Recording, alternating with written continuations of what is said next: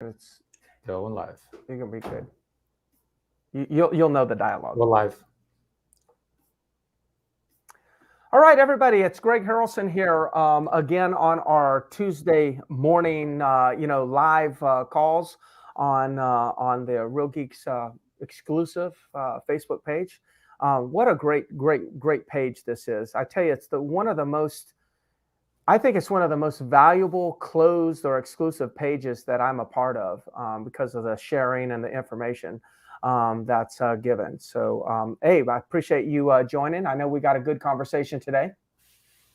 Always a pleasure, Greg. And I couldn't agree with you more about the Facebook page. Yeah, Agree, I should good. say. Yeah. So there might be a little bit of a delay between me and you, Abe. I don't know what the situation is, but I hear you fine. yes, So, got it. uh, Okay. So you and I there's a slight little delay. So for those of you that are watching us, apologize. We'll do everything we can to kind of like improve the quality. I know I am plugged in and Abe, are you hearing me okay? I'm hearing you fine. I see you, hear you. All good. Okay, good. Okay, good. So a little slight delay, but that's okay. All right. So today we're going to talk about increasing buyer sales. Increasing buyer sales. I think that's there's a concern right now in the marketplace, or at least I'm hearing concerns of agents kind of having a lot of buyers say things to them that they haven't said before, or at least in the last couple of years. Like they've said things like, "I think I'll just wait till the interest rates get better or become lower. I'm going to see what happens with the price and things like that." So in most markets, you're likely hearing that type of dialogue. Anything else you can think of? What with buyers, Abe? Other things that they might be saying? Yeah, I mean things like they're gonna wait and kind of see what happens, wait for prices to come down, wait for interest rates to go down. Hmm. Um, you know, there's Yeah. always gonna be something, right? And that's the beauty of it. There's always going to be something that and either an agent can look as a challenge or look as an opportunity. But yeah, that's mainly the two main things I keep hearing is waiting for prices to come down, waiting for interest rates to come down.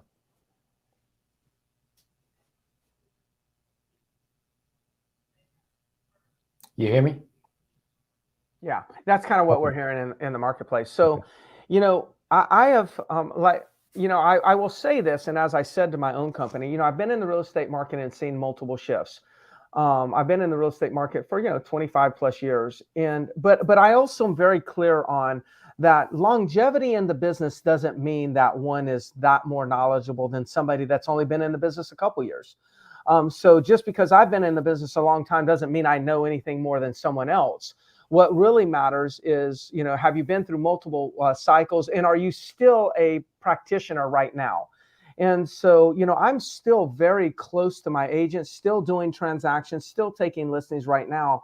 And one of the things that I want to share with everyone, because a lot of the people in Real Geeks are working buyers. I mean, we all want listings, but we're all probably share one thing, and is that's we're working buyers. But our buyers are a little bit confused, and they're saying that they're just going to hold off right now. So I wanted to say, or Abe, so in a normal year, how many sales are there across America in a normal year? It's always somewhere around 6 million, Greg. A little bit low. It could be 5.75. It could be Okay. six and a quarter, but somewhere between 5.75 and six, typically million. Okay, got it. And so when the market's bad, there's still over 5.5 million sales. Mhm. When the market's good, there's over 5.5 million sales, but not that much further. I mean, it's not like millions more.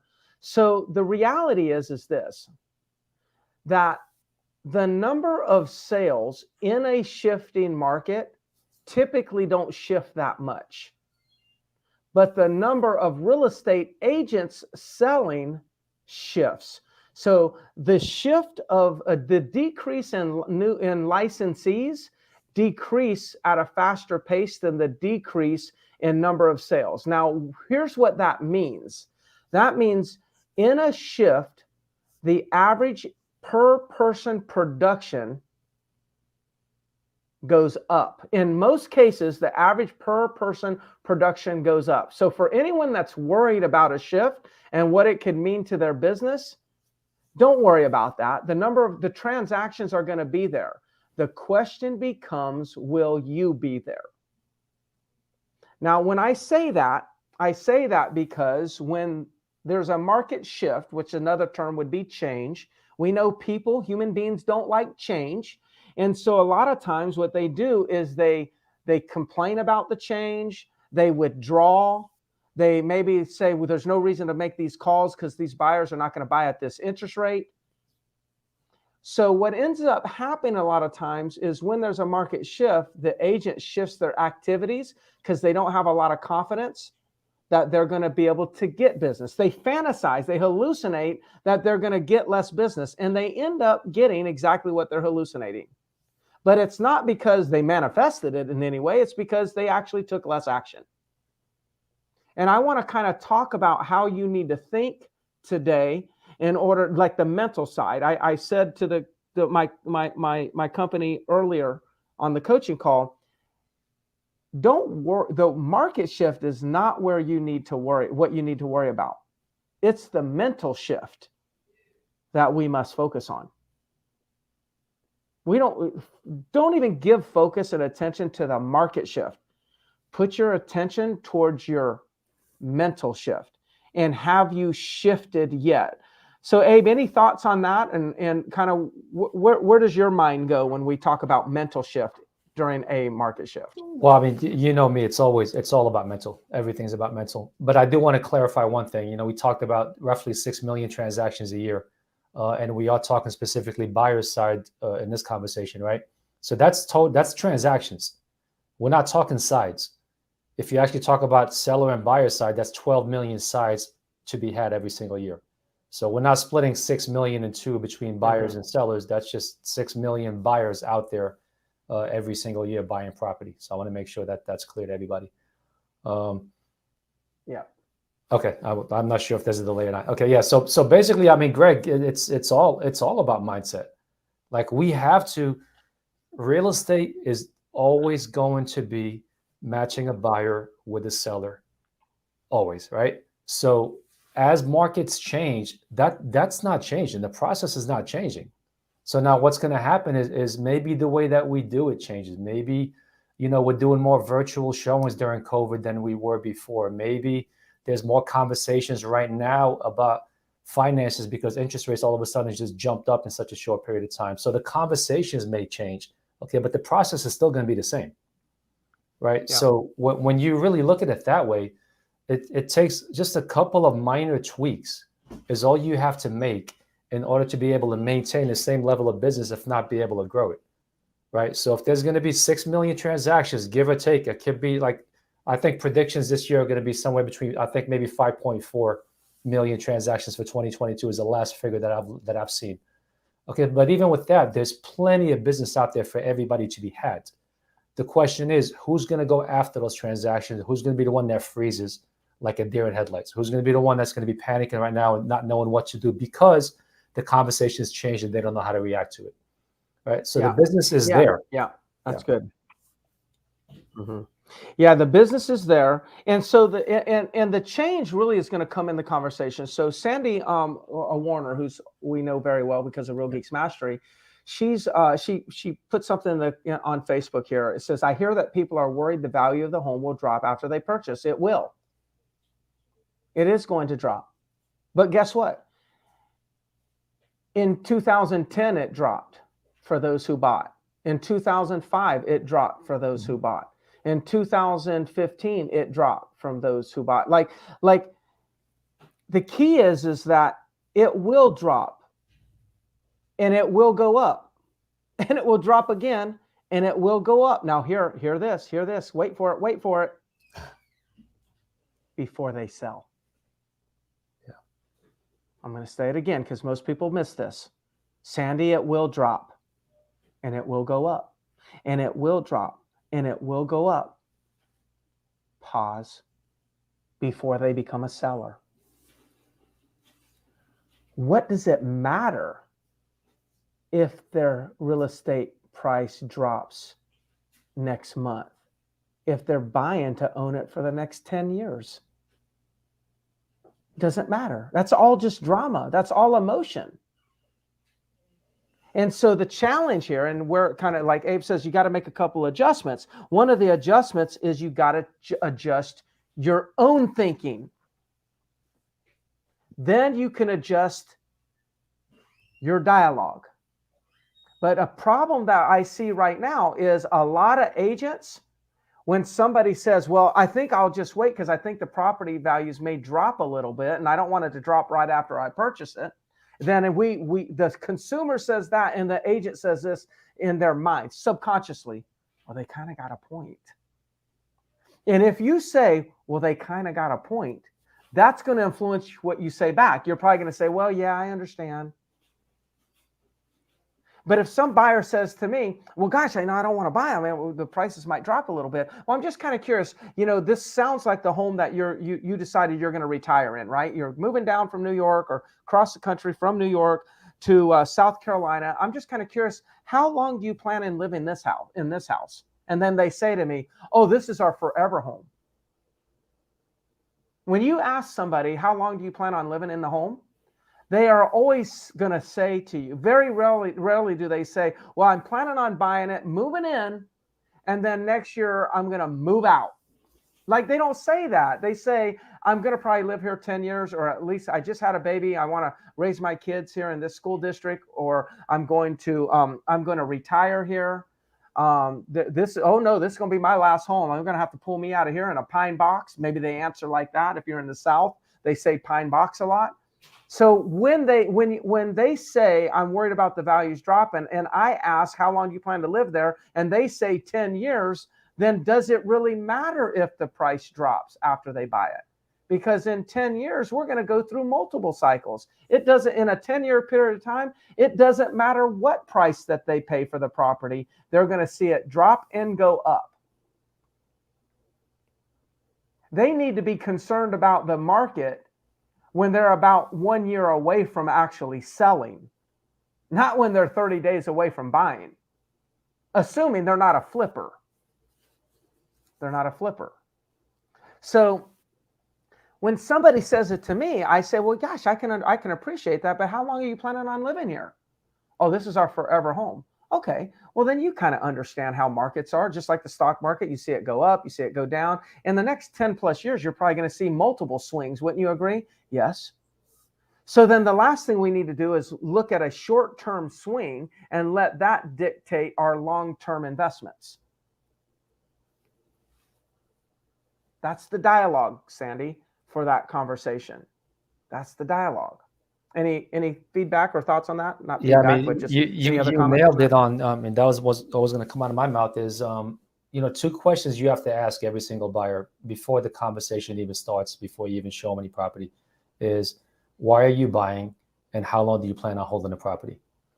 I think those two questions are crucial. If the buyer is wanting to be a flipper, then no. Yes. No, this is not the time to buy. Absolutely not. You're absolutely right, buyer. This is not the time to be buying if you're thinking of flipping. Okay, but like Greg said, if you're buying, you're going to hold it for 10 years or you're going to retire there. Does it make a difference? We're not day traders. Real estate is not day trading. Okay, if you look historically, anybody that tries to day trade in the stock market, most of them end up losing. The way you build wealth, the way you do well is you buy and hold, right? So yes, there's going to be fluctuations that are up and down. It might go down 10%. Okay, but no one predicted COVID, right? We thought the market was going to shift 3-4 years ago. And then look at what happened over the last 2 or 3 years. There's no way of predicting what's going to happen. So if you're buying a property and you're going to be holding it for the next 10 years, yes, there's going to be some downs. Most likely there's probably going to be some ups in there, but it doesn't matter. What's going to matter is what's it going to be worth 10 years from now. And I can almost guarantee you it'll be worth more 10 years from now than it's worth now. So get in the property that you've been looking for. If this is the right property for you, get ahead and buy it. Interest rates are a concern. Okay, but guess what? Interest rates, yes, you're locked in, but you're not locked in for life, right? If all of a sudden they go down, we all think, at least everybody out there is talking, that interest rates are going to keep going up, at least in the short term. Okay, if they go down 2 years from now, lock in now, refinance 2 years from now, you've got options. Okay, but what you don't have is if you miss out on that one home that you like, that you want, you may never see that home again. So that I think that's kind of the dialogue that goes through my mind when I'm talking to buyers. I always want to know, why are you buying? What's the purpose of it? And how long do you plan on holding this property? That's so critical. So critical, Abe. I'm glad you added the why are you buying, because I focused on the length of time that they're going to own. I'm glad you kind of pulled that together like that. That's critical. So that addresses the conversation that Sandy kind of shared in the in the chat, in the comment section of the page. I'm going to address another one that we know that's there, which is the interest rate. So what it's like, I won't say, I'm not necessarily going to say this to a buyer client, but I'm going to say it to us. It's like, they need to be careful for what they wish for. Okay. So let's just say interest rates were at 3%. We know they were. They might have been a little bit lower, but let's not fixate on that. Let's say that interest rates are at 3%. Now they're at 5.5%. And a buyer said, well, I'm just going to wait to see what happens with the interest rates. I'm going to wait till they come down. Okay. How about this simple question? Well, what happened when the interest rates came down before? Well, what do you mean? Like when they were at 3%, how much inventory did you have to choose from? Well, there was nothing on the market. Okay. All right. And when there was nothing on the market, then what happened to prices? Oh my God, they went up. And how did that influence? How did the interest rates being low, meaning nothing was on the market, how did that influence the negotiations with the sellers? Well, the sellers, you had to get a property, you had to actually pay over full price. Okay. So when interest rates go down, it probably increases demand, which means prices go up and you have to overpay over full price for the property. That's kind of what happened? Yes, that's what happened. Okay, good. So let's forget about the conversation of interest rates, waiting for interest rates to go down. What I hear you saying is you're waiting for prices to go up, and where you have to pay over full price, maybe by $30,000 to get a property that you don't even want, but you're choosing because you wanted to have one versus to actually not get one. So you get your second choice because there's no inventory, and you have to get in a bidding war and pay more than it's worth. Is that what you're waiting on? No, I just want the interest rates to go down. Well, when the interest rates went down, isn't that what happened? Yes. Be careful what you wish for. Okay, so how about this? How about we advise our clients like this? How about you buy at today's interest rate while there's selection? You actually can buy the property that you want to buy now because there's finally some inventory. And you can even negotiate a little bit better price. Like you're in some cases, you still have to pay full price. Some cases it's over full price, but in the majority of cases, it's less than full price, just slightly below at full price or slightly discounted, a couple $1,000s. So right now, the additional monies that you're going to pay in interest rate, you're probably going to benefit by moving forward now, so you can select the home that you want and get it for a little less than you would have if the interest rates were low. And then understand that interest rate is likely temporary, because in 2 years, you might be in a position to refinance. So then in 2 years, interest rates come down to the level that you want them to come down, and you refinance. But the benefit is you don't have to overpay for the home of your dreams. And so instead of like waiting for the interest rates to come down and saying, oh, I did it, yes, smart move. And then all of a sudden you pay $30,000 more. That $30,000 more that you pay for the property because interest rates are back to 3% will actually be more than the temporary bump in interest rate before you have the opportunity to refinance. Listen, if we want to make more buyer sales, we got to change the conversation and start educating the buyer and stop falling into this trap of interest rates are too high. I'll just wait to see prices go down. The reason why real estate agents don't guide their buyers like I'm sharing right now is because they haven't even developed this belief themselves. You must understand how this works. You must believe what we just said just now You must practice what we just said right now and have the confidence to educate the consumer. Find out why they're buying, why their motivation.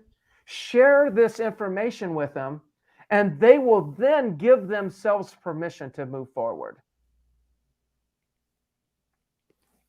That is such a great point, Greg. People have a short memory. They forgot how tough it was to buy a property. They forgot that they were going in and having 25 different offers and bidding, 10, 15, 20% above asking price just to be able to land something. I bet you many of those buyers would have begged to pay 4.5% or 4.7% interest back then and get the home that they wanted at a reasonable price. Then all of a sudden, sit here and wait for interest rates to go back down. That's a good point. Yeah. That's a good point. So true, so true. And now, by the way, for those buyers that are out there that are saying like they're going to wait for the interest rate to go down, what were they saying when the interest rates were down? I'm going to wait for the interest rate to go down? Like, so they're always going to have some sort of thing that they say that keeps them from moving forward. So like, they're like, oh, I'm waiting for prices to come down. I'm going to interest rates going to come down. It's like, okay, well, when interest rates were down and the prices were down, why didn't you buy then? And I got an answer. I always have an answer if it's real estate. I got an answer. And that is because they didn't have an agent educating them.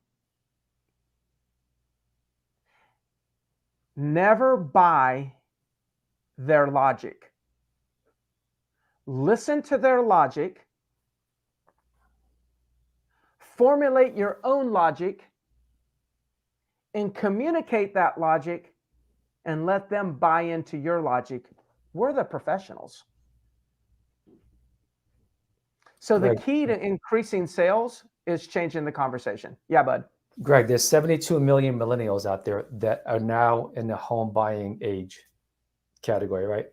Roughly 20% of them have bought a home. So there's still 80% out there. That's 56 million people out there that are in the home buying age that would like to buy a home. Now, of course, some of them don't qualify financially, right? But there's still a big chunk of people out there. Okay, now some of them got priced out of the market between the appreciation and the interest rates going up. But if interest rates go down, if we are waiting as a buyer for interest rates to go back to 3 or below 3, that's going to bring a lot of those buyers back into the market, and we're going to be back in the same boat again. Yes, yeah, you can get a low interest rate, but you can't find a home. So I think that's one thing to definitely let buyers know. Look, there's still a lot of people out there that want to buy a home, and if we make homes affordable by having lower interest rates, they're all going to flood the market back again. We're back in the same situation we were a year and a half ago. Yeah. Yeah. So the deal is go buy the home that you want right now, chill out, refinance, keep your credit score good so you can refinance. And in the end, that's the winning formula. You get the property you want at the interest rate you want. If they don't do this, they're going to lose in one area. You're either going to get the property you want and not the rate you want, or you're going to get the rate you want and not the property you want. If you'll do this in a two-step process where you actually buy the property you want at the rate that you don't want, and then in 2 years refinance to the rate you want, in the third year, now all of a sudden you got the property you want at the rate you want. That is a score. Now, that's the talk track that we all need to have with buyers if we want to increase our buyer sales during these changing times. Now, if the buyer tells you, what if interest rates go up in 2 years from now, Greg? Then so, Abe, that's good for me. Man, that's well, aren't you glad you locked in at 5.25 or 5.5? Yeah.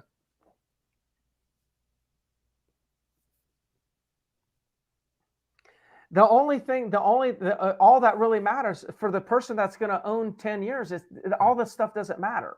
Yeah. Right. There's going to be market shifts. And, it just, what I've learned over the years that people are buying long-term and real estate agents are having short-term conversations with buyers who are actually buying long-term. Now, what I said is not going to work with every buyer. But what I just said today will help you convert more buyers than you're going to convert if you don't say it. That's a promise. So there's a couple of questions on here, Greg. All right, Abe, I don't know if you're talking. Yeah, there you are. You are talking. You froze on my end. Yeah, there was a couple of questions on here. I think one agent, I can't see the names anymore because they scrolled off my screen, but someone was asking how many agents are in the country right now. I think the last number I heard from NAR is somewhere close to 1.6. I want to say it's 1.575, 1.565 agents. There was an increase of 100,000 agents just through COVID over the last year and a half or 2 years. Was one question on there. Yeah, trying to see. And a lot of that because they made it so easy to get a license online. Yeah. So people were double dipping. They were actually on the clock making money at home getting their real estate license. That's all I see is questions. Okay. Well, hey, I'll continue. There was a lot of activity today on this topic, so we know that this topic is relevant for everybody, for the listeners out there. If you want to just add comments into the Facebook page, throughout the day, I'll monitor it from time to time and answer some questions if I have something pop to my head. But other than that, Abe, thank you so much. Enjoyed it, Greg. Thank you all for watching. All right. Bye-bye.